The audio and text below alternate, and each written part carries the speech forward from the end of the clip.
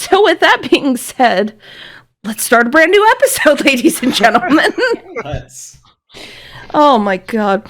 If there's not an episode where we're sitting here giggling, wondering what the hell we're doing, then, it is what it is. But anyway, today is a special day. Not only do we have a back-to-back episode with Tilt, shocker, I know, but we also have a special guest. So, if you would be so kind as to introduce yourself, and then we can get into the shenanigans. That sounds good. My name's Lizzie or Kitty, depending on whether I'm gaming or not. I'm the better half of the Vulpine management.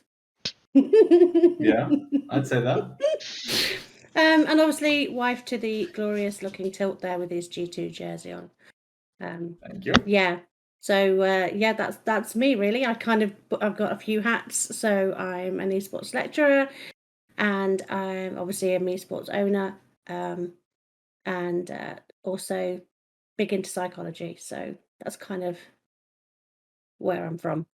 Bill would be losing his shit right now, wouldn't he? Two big time esports organization owners. Bill would be losing his shit. I'm not sure whether he does that as a piss take though. Oh, he does. Oh, he does. Yeah, he does. Yeah. And also, not only when you said fabulous, I kind of halfway expected Tilt to, flip his hair a little bit. There you go. Yeah. No. I didn't pay her to say that, by the way. Why do I not believe you? You shouldn't. Okay. He will be paying later. Trust me. He'll be cooking dinner. Oh. Okay. Nothing rude. You'll be cooking dinner. Can't go rude on a podcast. On this one you can. Okay. Yeah. Yeah, this one you can. And don't worry, I will be channeling Bill energy for some parts. But one of the reasons for today's episode is there was a subject that was brought up on Twitter that I thought was actually an interesting take, but at the same time, I kind of felt it merited discussion. Was the poster had posted? Whatever. The tweeter had tweeted. Yes. I don't know why that makes sense more than the other. But anyway, was about sexism in esports. Because that's been a huge kind of nails on chalkboard kind of discussion, because people want to discuss it, but at the same time they don't. And they just kind of quietly move it under the rug. But here, we like those subjects. Because we kind of feel like we can have an actual honest discussion about it. We could talk about it. We could show examples, things of that nature. And of course, because Kitty is a guest in our circus, I'll kind of let you have the floor first on your thoughts on the situation. Oh God. I mean, where do you start? It's been rampant, hasn't it? For decades in gaming in general, and obviously esports is slightly newer industry than gaming as a whole. But yeah, right. It's been something that a lot of women in marginalized groups have experienced a lot, and continue to. I think the Commonwealth Games in the UK was a good example of that, where the trans community, the trans people who were competing in the Commonwealth Games over here, they were absolutely slaughtered on stream to the point where, they were getting massive amounts of abuse that kind of followed them off the stream onto Twitter, onto their personal lives. Oh, wow.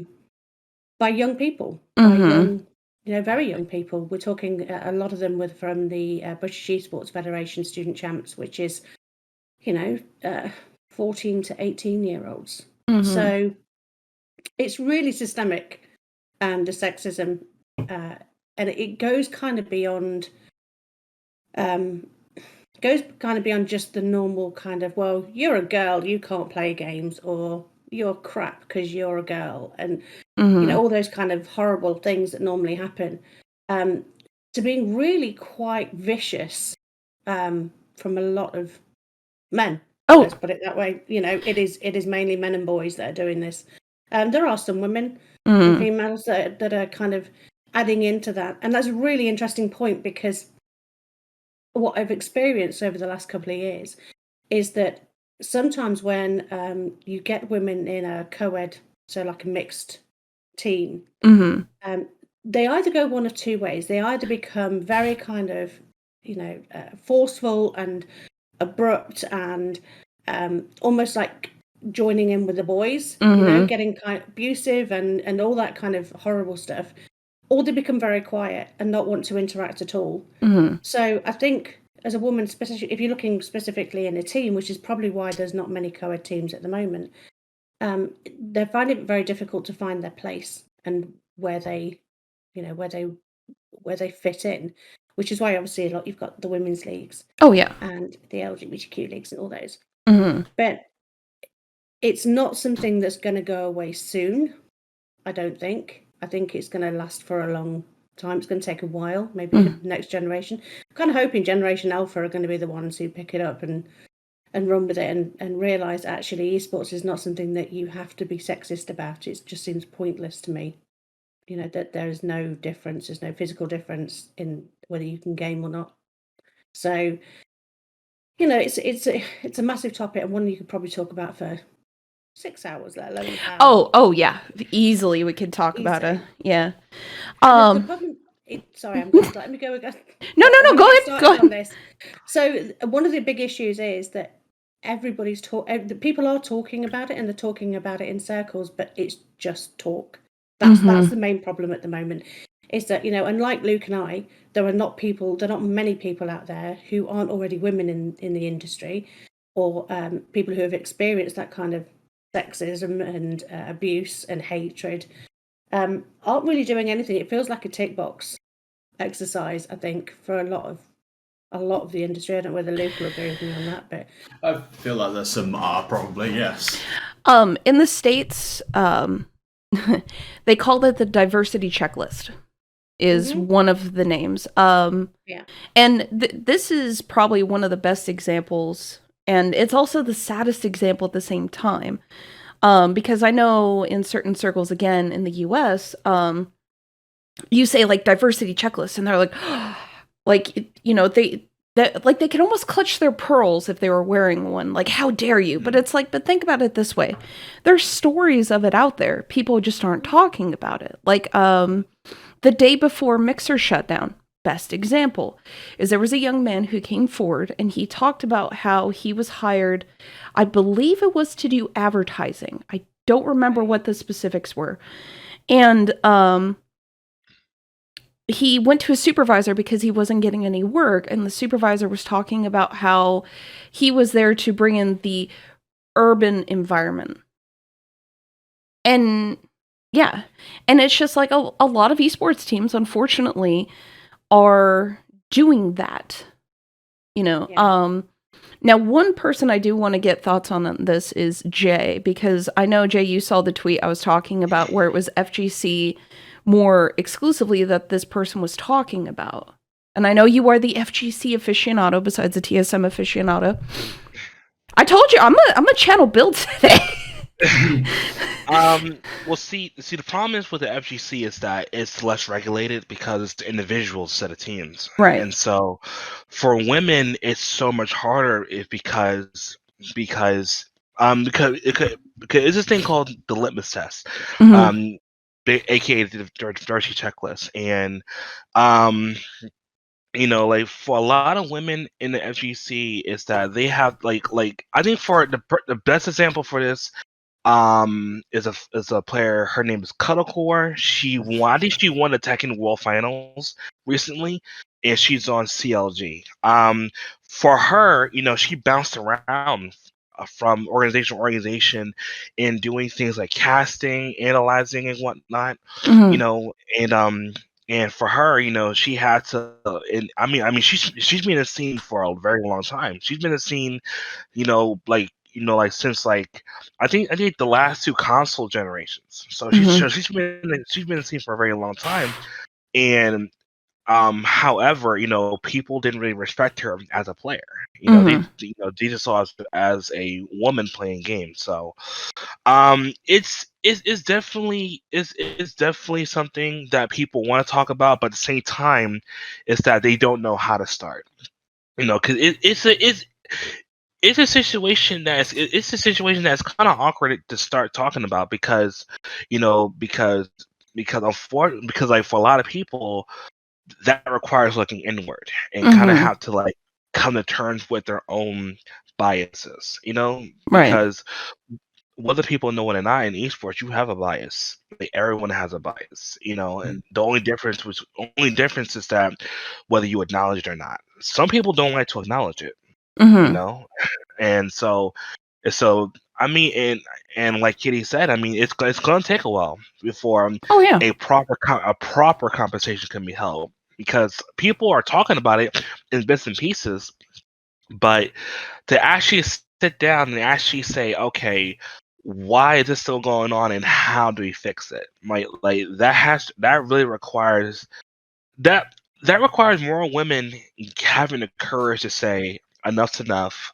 I shouldn't have to silence myself just to belong, So it's really a two-pronged attack to really kind of tackle the problem,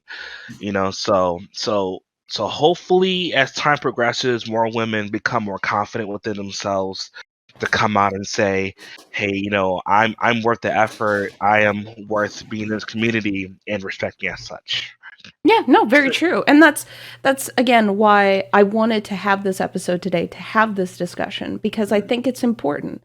I think we need to talk about it, and I think we need to start it and kind of say like, hey, maybe if we do this, hey, maybe if we do that, just to actually legitimately start it. So, people who do come across this episode, they're not alone in the struggle. They're not alone in the thought process of, oh, fuck, dude, this is so hard, Go ahead. I think, obviously, I know the example that the example that you were using there, Jay, was Cuddlecore, and I think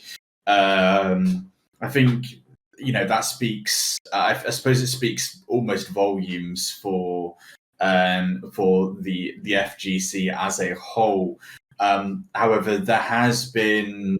I don't want to say there has been some change in European FGC, but there are a lot more people talking about it. For example, one of mine and Kitty's close friends, called Smudge, was recently a victim of it at the most recent Versus fighting in Birmingham. And I'm fairly certain I heard somewhere along the Twitter grapevine that I believe it was Mrs. Play's stuff that was also either attacked. I believe it was still in the Twitch chat, but I don't know whether or not this was within their own stream or an offline event. But people are starting to speak about it here over in the European FGC, to the point of because our friend Smudge was due to play on stream in pools. And Smudge had taken a look at the Twitch chat, and I remember her distinctively telling us this, is that she almost very much refused to go and play on stage because of it. Now, one of the well-known casters here in EU FGC, I mean, I'm sure he's probably known in North America as well. But Spaghetti goes by the name of Spag. I believe it was him that put out a tweet shortly after these events had happened, saying that there needs to be better moderation in chat, whether it's in the actual smaller tournament organizers or whether or not this is actually within the actual main Tekken live stream, because obviously Versus fighting and a lot of major Tekken World Tour events are streamed on the Tekken channel. So one thing that does need to be brought up is obviously in order to try and help. Obviously, it's not going to massively fix the issue. But there needs to be more chat moderation. And the thing is, as well, is that Twitch does have essentially an auto mod system. Like you can put in certain words that you don't want appearing in your Twitch chat. So as to why some of these tournament organizers potentially haven't, put these banned words within their channel, it does speak volumes as to why in order to have the first stepping stone in order to fixing this, I would probably say that needs to be one of the first things that happen is that these tournament organizers, if you're going to stream your events, you need to rethink as to what's going to happen in my Twitch chat. Is there a possibility that we're going to have female players streamed?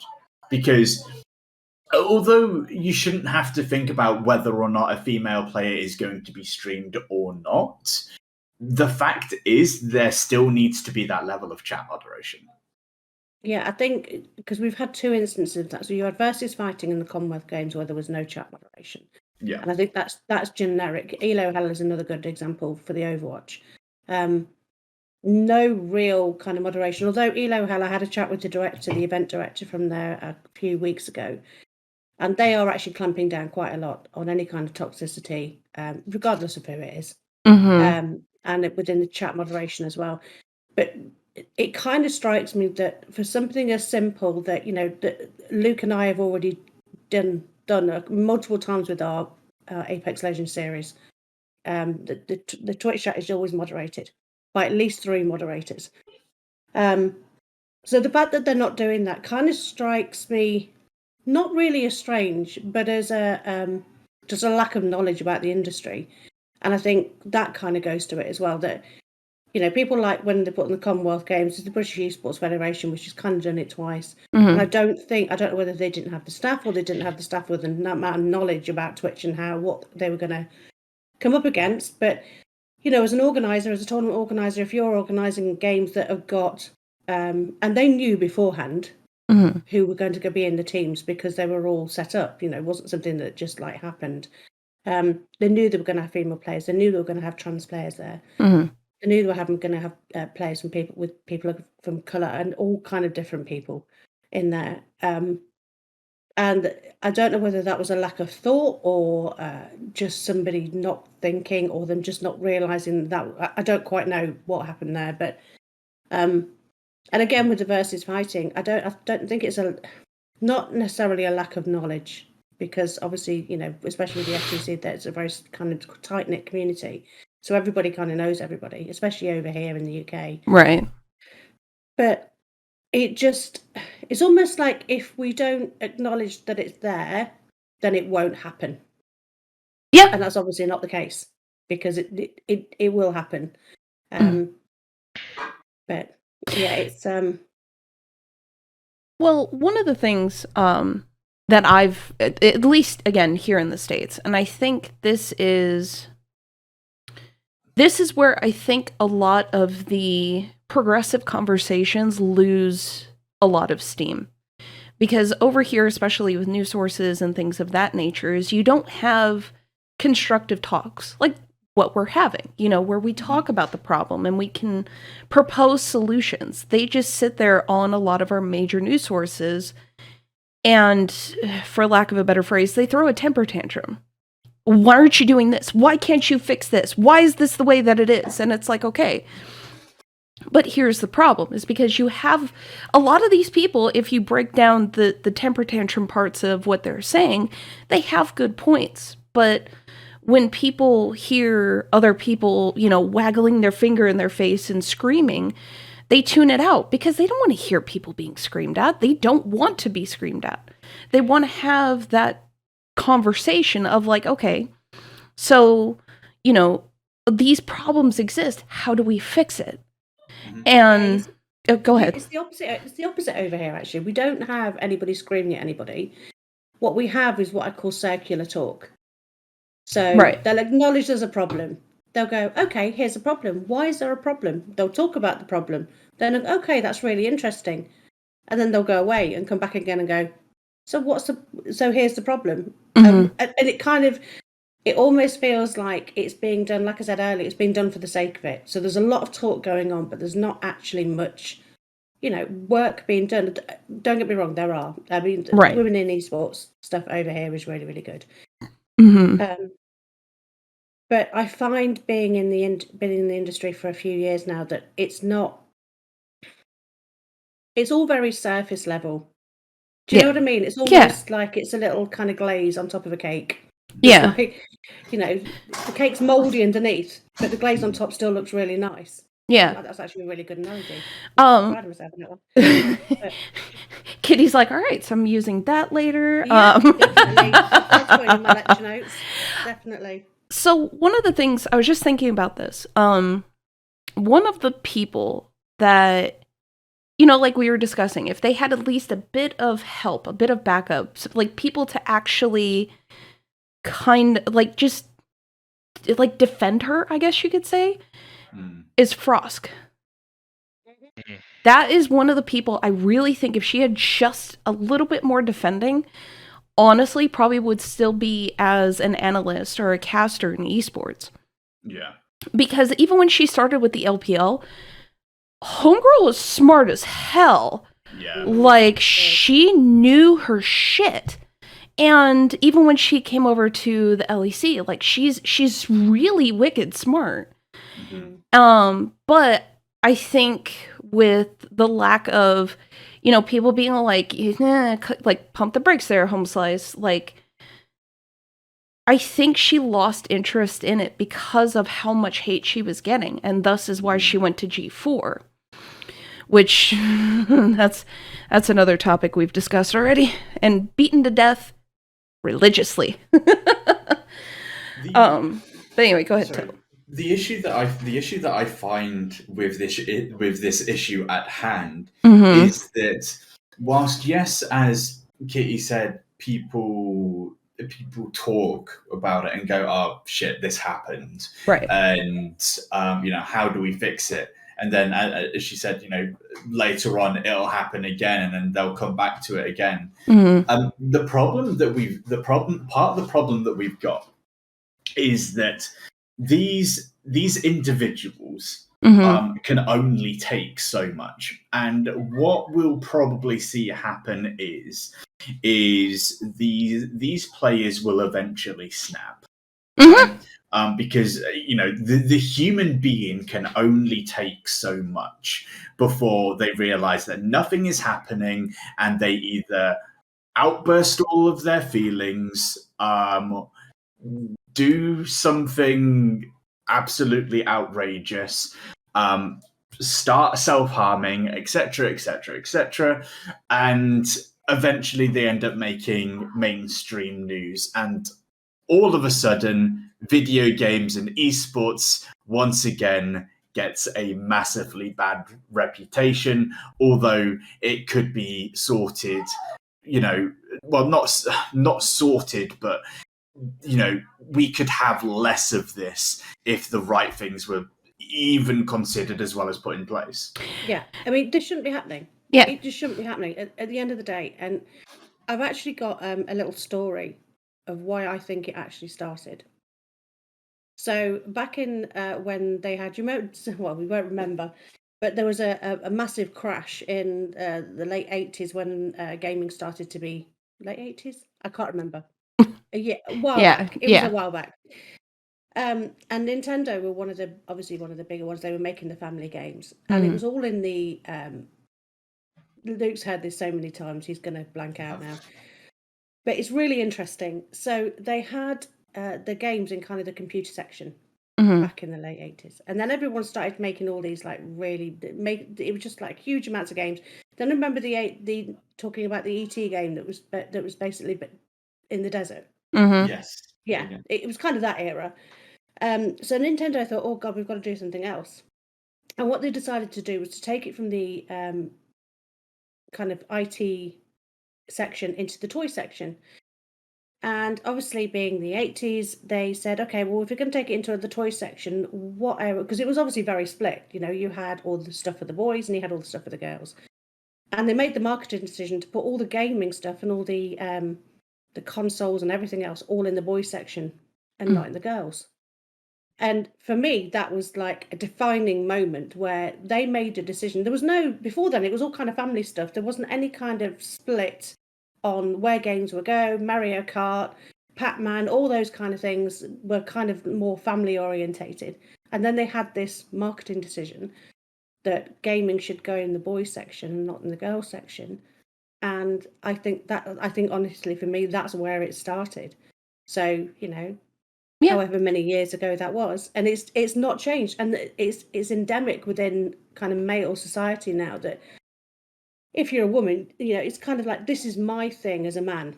This is the gatekeeping. This is my area. This is my arena. I'm the gamer. You should, go off and play Candy Crush. Although, Candy Crush is obviously a good game. But, and I think nowadays, because we've gone through all this, because it's so bizarre the way it started and how it's kind of evolved and got to this point now, is that it's going to be very difficult for us to, jump in. And to be like a part of the industry, because as far as a lot of the men concerned, that's their thing, that's their escapism. They go and play games and that's their, away from the world, and they don't think that women have that as well. So it's just bizarre. The whole thing is just bizarre to me completely. I don't even understand where it's coming from, and I think it's freaking awful. But in terms of what we can do about it, it's just, and I think, as Jay said, it's just shouting from the rooftops. Every woman in esports needs to be shouting from the rooftops that we will not put up with this. Yeah. And go ahead. Just saying, a lot of the men don't see it either, and that's another problem.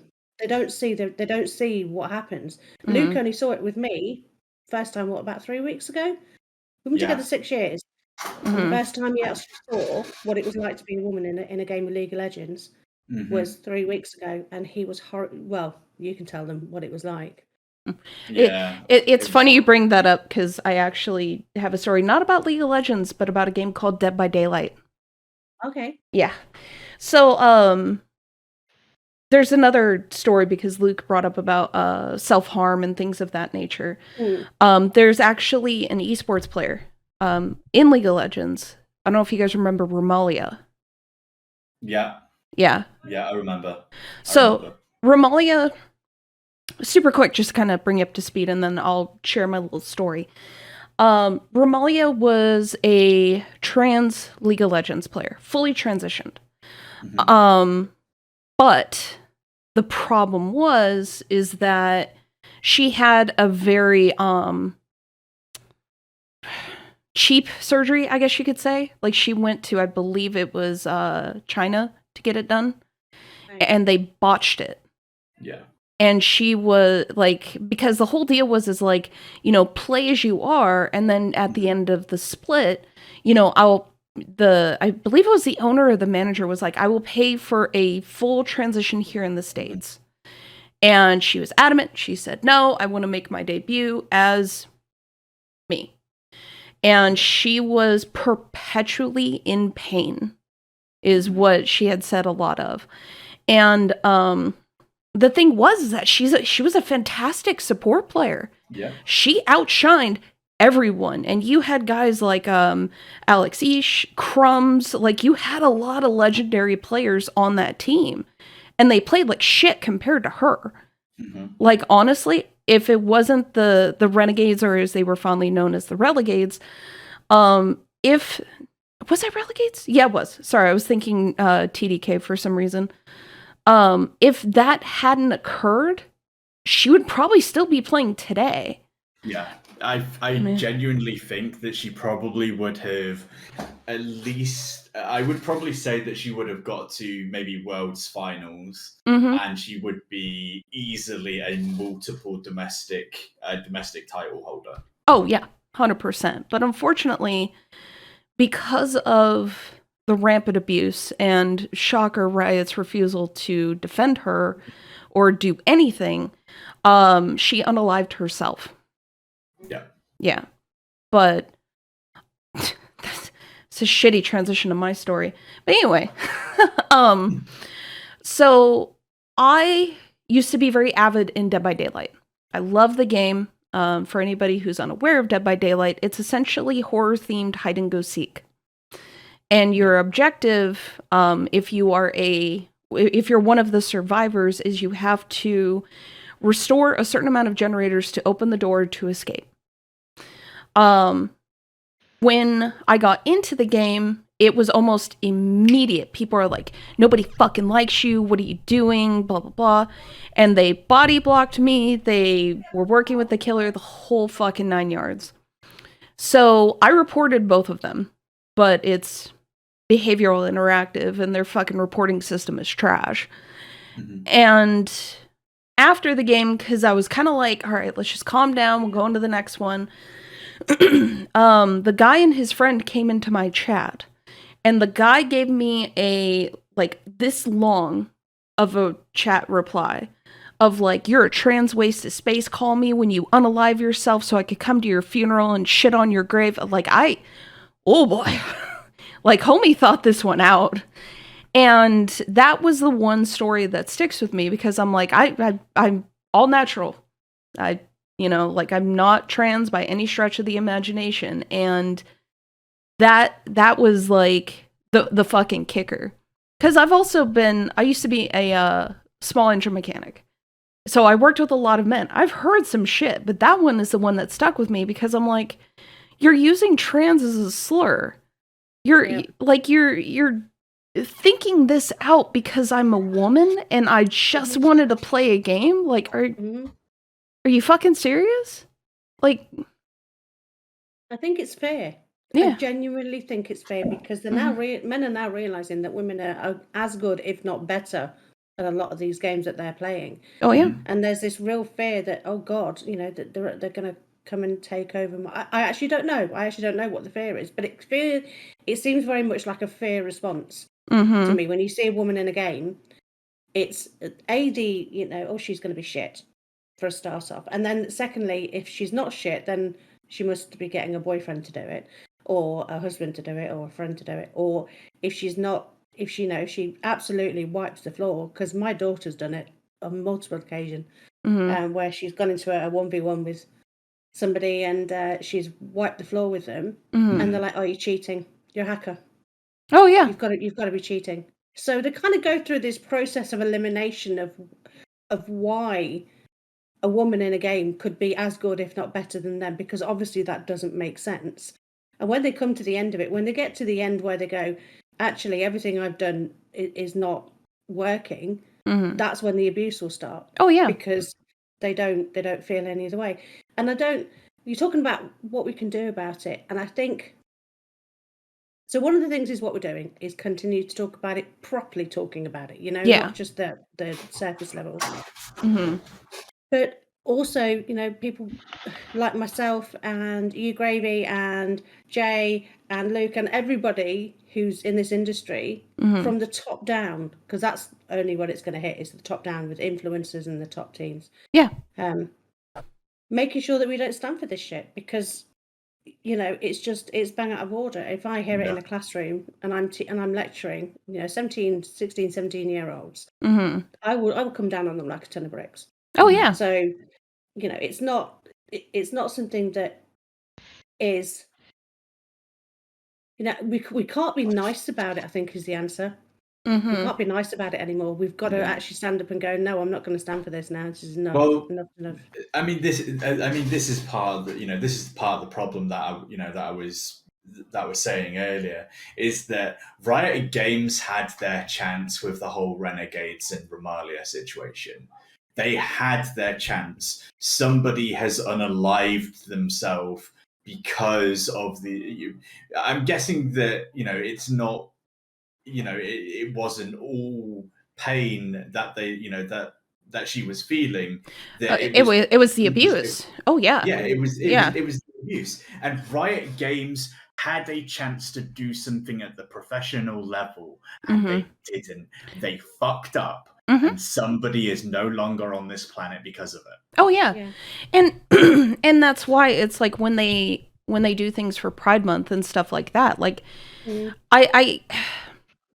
I'm all for about Pride Month and celebrating shit like that, but mean it. Yeah. And with Riot and a lot of other companies, it's like, you're so full of shit.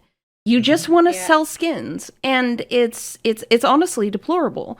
Because again, with the Romalia situation, with any female in this fucking industry, it's like, fucking mean it. Stand up for them. Fucking say, like, guys, knock it the fuck off. Because, again, for me, super quick, I'm all for trash talk, but keep it civil. Come on.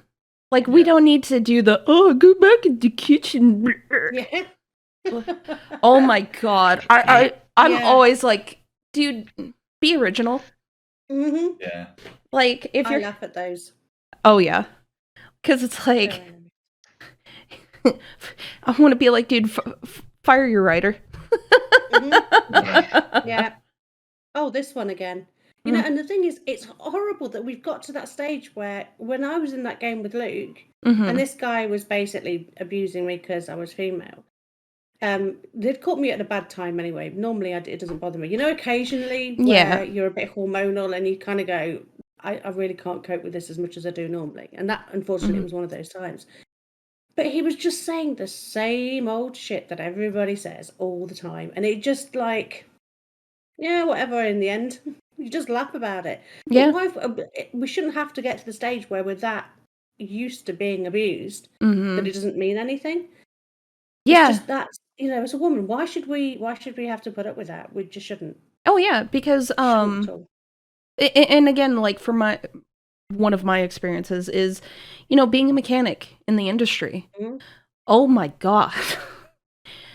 I've got stories that, again, we could be here for 6 hours. But unfortunately, we don't have that time. But I mean, I've been in the industry long enough that when if I've explained something to a customer or another associate, and I've seen them turn around and go ask a man. Like, I've had schooling about how to fix shit. And even with some of the quick lube places around here, you know, where you drive your car in, you get your oil changed in like 5 minutes or something. I've had to explain to a customer that our system isn't tied to your car. It's not Bluetooth. You know, we can't do that. And he goes, I want a man's opinion. That's literally what said to my face. Yep. But I was also on my way out from that job, so I told him, I said, you fucking deal with it, because I'm not going to sit here and take this. I'd rather go home. And he's like, we'll go then. But, so I did. I got in my car and left. I was like, cool. Just a week off for the next shop I'm going to work at. Yeah. I mean, it's really difficult for the men as well, the men who are actively trying to support women and support LGBTQ, because they kind of get lumped in with the same brush. Oh, yeah. You know what I mean? Yeah. So with Luke, bless him, you know, he will get abused as much as I do if he tries and stands up for me. So, what are you standing up for her for? Can't she cope on her own? It's like, well, yeah, I can. He's just being a decent fucking human being and saying no to somebody being abusive. Yeah, because men get called simps, or they get called betas, and it's like there's no need for it. I mean, what's kind of funny. Sorry, I'm trying to articulate this without sounding like my usual petty self. Is the same men in that same breath will also talk about, you know, why is chivalry dead? Why can't men be men? And I'm like, it's because of shit like that. Yeah. To where you have men who are standing up for women, and you have men who are like, dude, just fucking stop. And then they get that. And it's like, that's why chivalry is dying with so many men, is because they're getting like a lot of the abuses that women are. And it's like, oh my god. And let's be honest, chivalry is just being a decent human being. That's all it is. It's being as decent a human being as what you expect to be treated. You know, the whole term of, you know, how we should treat women is kind of, well, we should treat each other like that. It's kind of a two-way thing, you know, because I do see a lot, well, the women, you know, they get abused from us. Well, sort it out then. Deal with it, you know? Yeah. Yeah. I mean, I do, and like I remember I watched videos about this Red Pill Society content on YouTube, right? Mm-hmm. And it was like, oh, women are acting so masculine and blah blah blah. I'm like, and I'm thinking, well, when you live in a generation of men who still carries outdated traditional views, what the fuck you expect women to do? So like. So it's kind of funny you bring that up, Jay. There is some talk about this. I'm not sure about in the UK, but over here in the States, they talk about feminism and, third wave feminism and things of that nature. I am of the feminist variety, is that if a woman can do the same job that a man can, they should have both the equal opportunity. Don't care. That's the way it should be.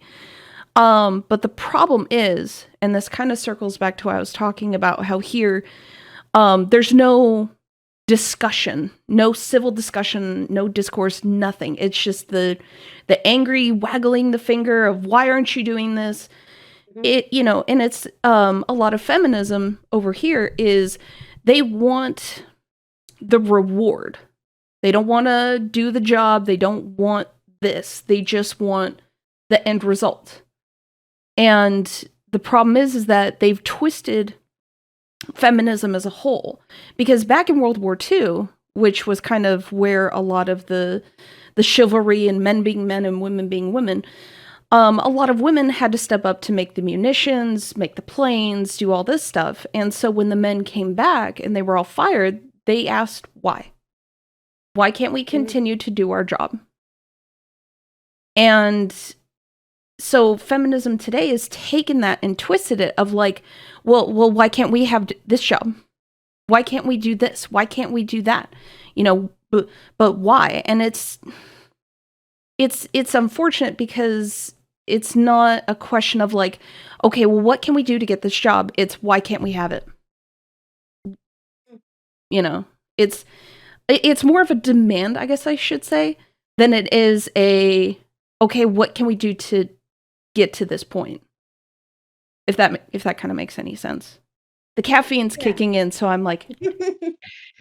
It's good. I mean, I have actually had a conversation with students. I'm talking 19, 20 years old at university. Mm-hmm. And I asked them this question: why do you think should women be able to play games, or why do you think that sexism exists in esports? Mm-hmm. And again, it was very unfortunate, the kind of answers that I was getting that were very kind of closed-minded. So I got answers like, women are too emotional. They can't handle the stress. I've heard about these scrims where women won't be able to play for 12 hours straight, and they want breaks, and they want this, and they want that. They're also very bitchy when they get together, so women's teams are not going to work. That one I kind of agree with. Sometimes that does happen. The sirens. As bad as the men's team. Mm-hmm. Yeah. Oh, yeah. But, generally, and it kind of shocked me at the time, because these are like young men. These are like men that are in the industry. They're doing the esports degree. They're actually in the and they don't yet understand. They're still, continuing to have this kind of cyclical debate about why women can't play games or why they shouldn't be in esports. Mm-hmm. And I think, to be masculine, I've had a conversation with somebody else about the masculinity thing that Jay brought up.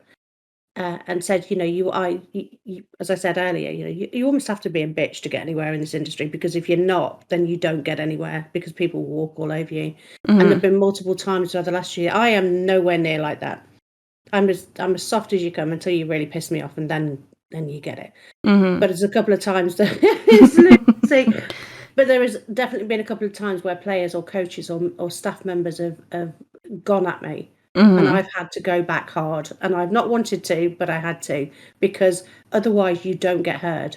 And it's almost like you're having to shout over the parapet to be able to get to be heard at all. Oh, yeah. And when young men are still having those kind of, the Andrew Tate kind of level, which is not great. I don't know whether you've heard of him over in the States. Oh, yeah. No, he's all over social media. Yeah. Yeah. So I actually heard a very interesting take on this one, and I think his popularity is the result of toxic feminism.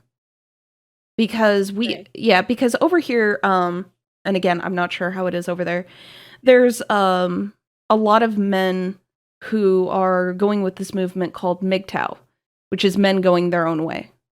Like they don't want marriage, they don't want anything to do with females. Like they're done.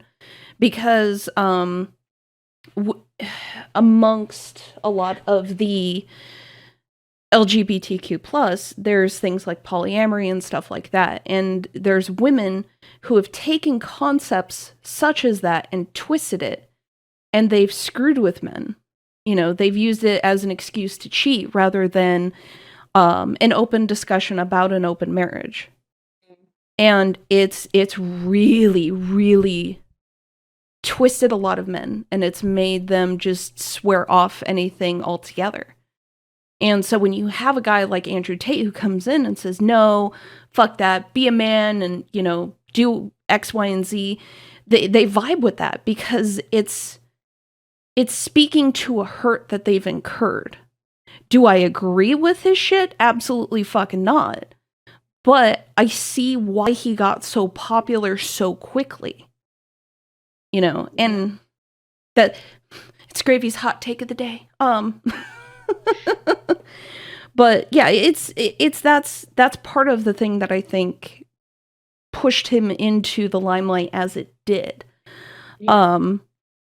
Unfortunately, and this is where I kind of have a problem with the influencer space, is people evangelize what influencers say and do. They don't question it. They just do it. You know, we've seen that quite a bit, not just in the like the Andrew Tate sphere of influence, but we've seen that a lot with esports. We've seen that with Bill's favorite influencer XQC. You know, we've seen that with Amaranth, Pokimane, so on and so forth. Is people, they almost deify them instead of going like, okay, but why do they do the things that they do? Why do they say what they say? Because one person in particular, which, and again, it kind of fits into the discussion that we're having, was Nico Lowell. Her claim to fame, her going viral was a TikTok. And people, you know, flocked to her stream, and they were like, they were being pretty fucking sexist, let's put it that way. Yeah. And, you know, people were blown away because she's actually a really good League of Legends player. Mm-hmm. You know, and that to me is the killer, is because it's like, you know, you have these women who are actually good at something, but they're known for something completely different. Like, the bane of my existence, fucking Anita Sarkeesian. Again, could have an hour-long discussion of why I can't fucking stand her. She's actually, I believe, borderline challenger in League. Mm-hmm. But she's only known for doing a GoFundMe, raising several $1 million to make a series called Feminist Frequency, and making, like, 4 videos in the span of a year. Okay. Yeah. And, you know, she's on the hustle then. Yeah. Because she's actually been at like UN panels to talk about sexism in gaming and sexism on the internet. Yeah. But her discussion is very disingenuous. It's not productive to fixing something. It's just stating the problem with no solution. Yeah. The circle talk. Exactly. It happens all the time. Mm-hmm. I mean, you two guys have been very quiet. There's been me and Gravy talking the whole time. What do you think the solution is? I mean, I think I've already raised. The problem is that I don't think there is a one-stop solution to this. Honestly,